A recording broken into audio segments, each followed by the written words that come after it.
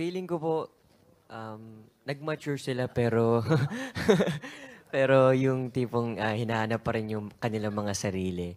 Pero kung i-compare ko si Tim nung sa senior high dito sa high street, mas confident siya.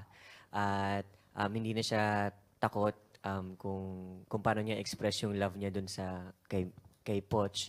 At kung paano niya ipaglaban si Poch dun sa family niya. Ayun, mas matapang na si Tim ngayon.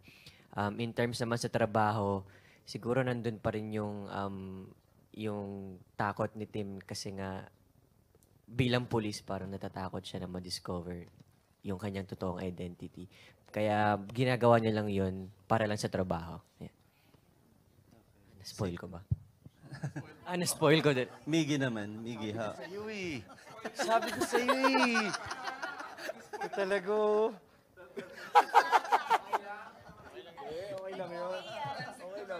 Forensic. Hindi mo naman sinabing namatay si ano eh. Ay, sorry. Di ba pinatay ni ano? Miggy. Well, siguro with Poch, I think, well, nung senior high kasi laging lang naman siya parang alagad lang kasi nga he doesn't have means, wala siyang pamilya around him.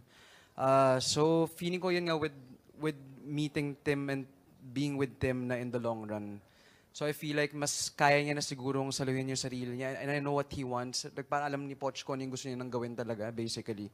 Pero yun nga, still tama yung sinabi ni Zidge na yeah, mature in a way, but you know, still finding themselves in the process pa rin sila ng ano ba dapat yung kailangan namin gawin? Ano bang dapat kong gawin as of now to be what I really want, yeah, and need. Siguro mas yun. Yeah, that's a secret. Yes. I can't really. Yeah, I won't. Sorry po. Yes, yes. Hindi pwede sabihin ni si John. Police.